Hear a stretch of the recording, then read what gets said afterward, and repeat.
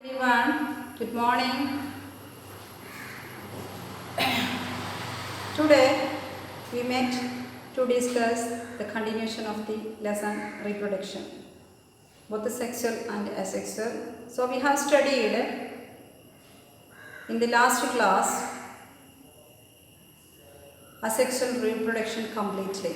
Did you study well, children? Okay. I hope you are studying well. Can I?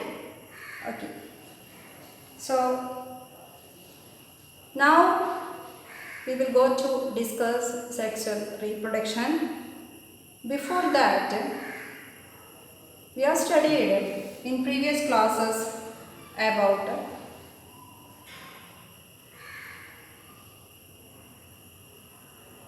male and female gametes, external and internal fertilization, etc. Only some we have studied in 8th classes.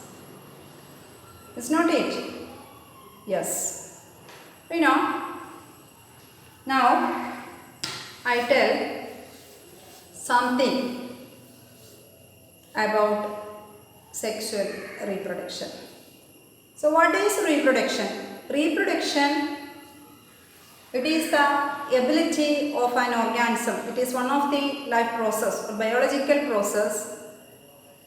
It is the ability of the organism to produce their young ones and perpetuate their generation on the earth surface. That is a good definition. Throughout the many ways we have studied asexual reproduction, we can multiply the number of the organisms. So in these sexually reproducing organisms, there are separate male and female organism.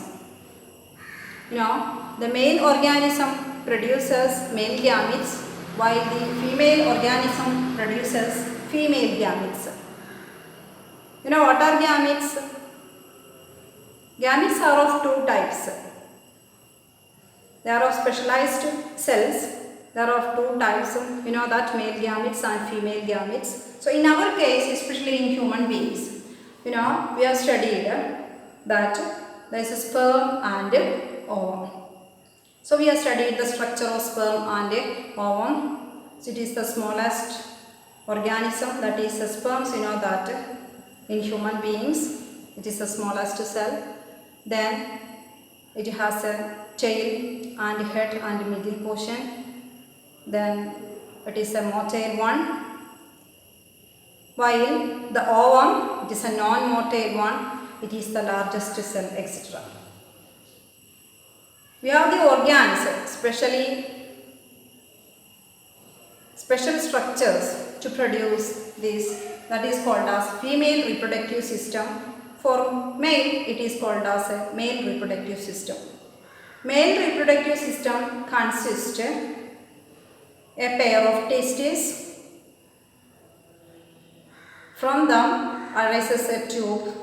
We have studied that when it is fixed in a sac-like structures, that is called as a scrotum. Scrotum encloses the testis. Testis produces sperms.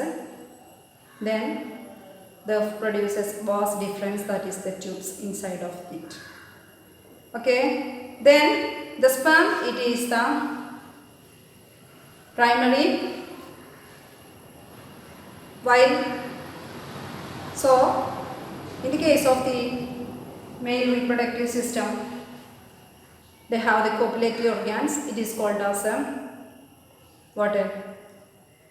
At the time of copulation, we called it is the accessory sex organs. The primary sex organ, that is, it is nothing. It is the gametes, So then after the formation of gametes,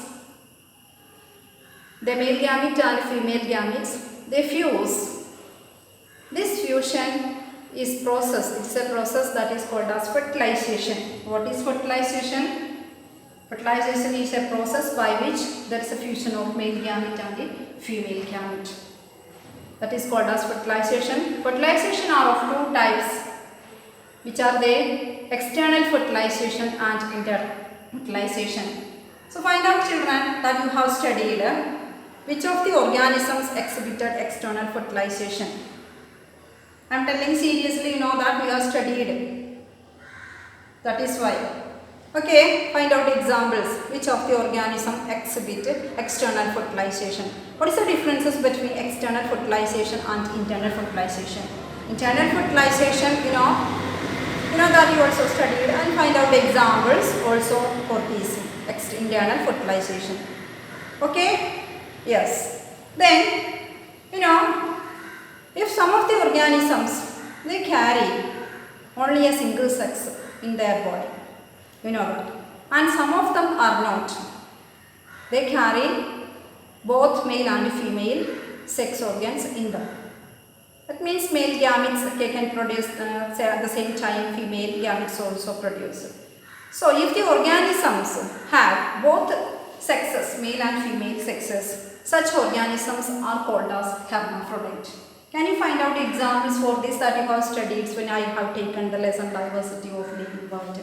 You know that some of the organisms, which of the organisms that you have studied, they exhibit hermaphrodites. Hermaphrodites. Which are they? Tapeworm, it's an hermaphrodite. Then earthworm, it is also an hermaphrodite. You know that in these organisms, both sexes are present in them. They are called as bisexual organism or hermaphrodites. If these sexes are present in separate organisms, such organisms are called as unisexual organisms. So, now you got the differences between unisexual and bisexual organisms. In unisexual organisms, they carry only a single sex. But in the case of the bisexual organisms, they carry two sex organs in it. So study examples for both bisexual and unisexual. This is also noted as well in the case of the plant also, that we will discuss later. Okay. So now we have studied bisexual. So they are called as, they are otherwise known as hermaphrodites. So unisexual, single sex they are called as hermaphrodite or unisexual. Okay, now we have studied different types, male gametes and female gametes. Then fertilization. What is fertilization? What are the results of fertilization? If there is a fertilization takes place, there forms a product that is called as a zygote. So the sperm and ova. Ovum is the singular form, ova is the plural form. So they fuses well and produces a product that is called as zygote. So zygote undergoes what divisions? Many, they divides well, and also as a result of that, then gradually it develops. Yes, that is fertilization. Fertilization are of can be classified or categorized into two, that is external fertilization and internal fertilization. Now we will discuss about a human reproductive system. So before that, what are the advantages of, now we have studied completely about the asexual reproduction.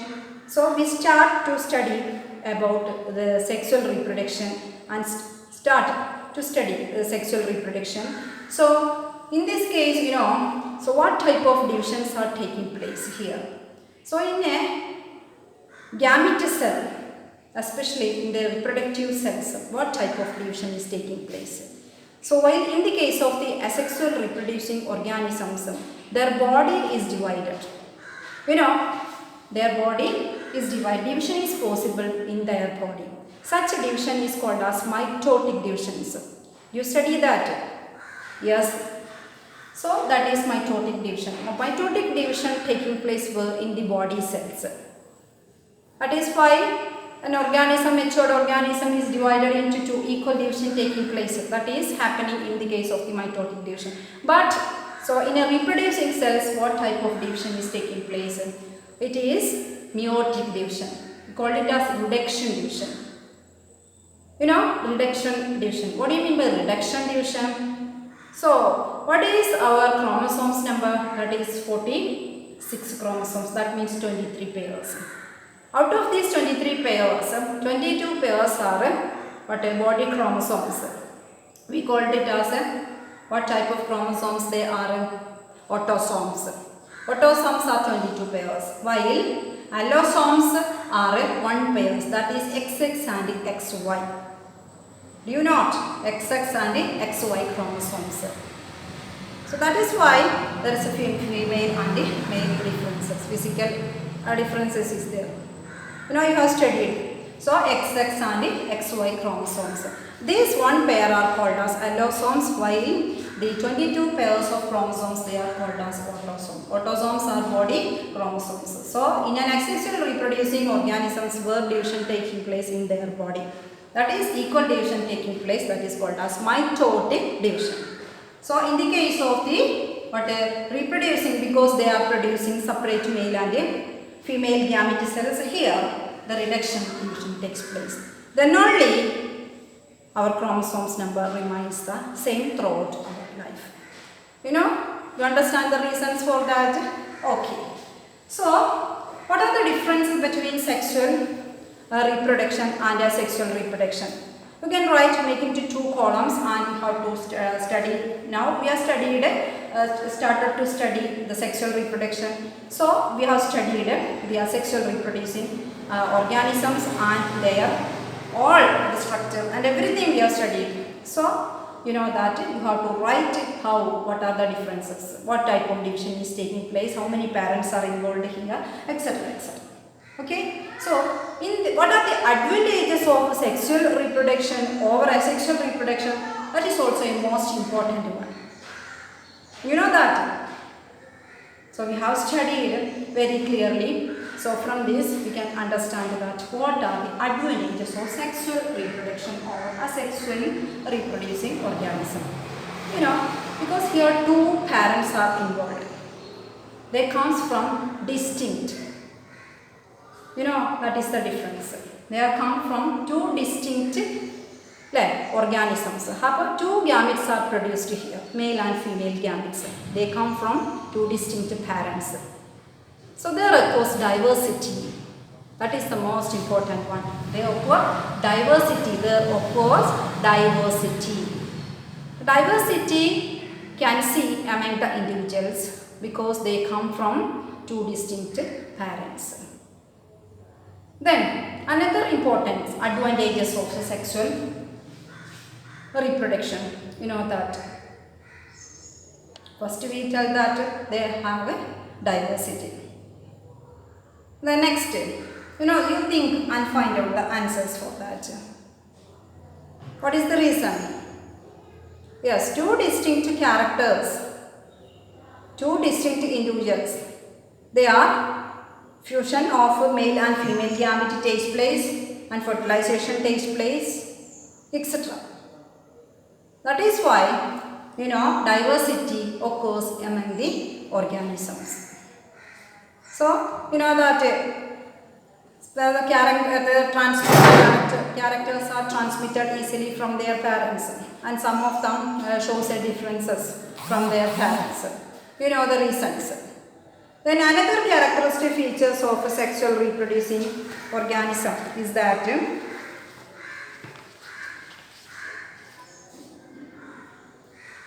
there is an increasing opportunity of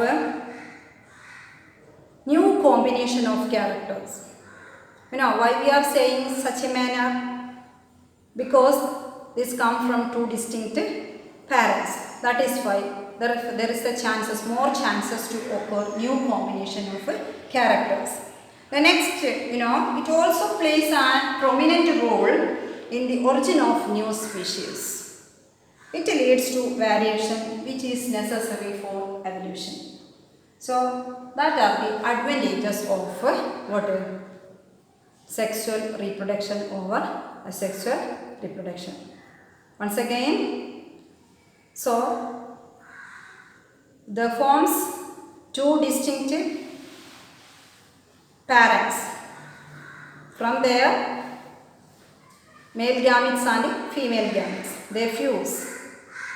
And second, we know that there is an opportunity, more opportunity to bring new characters, new combination of characters, new combination of character among the individuals. Then diversity brings what? A variation. Variation leads to evolution. Okay?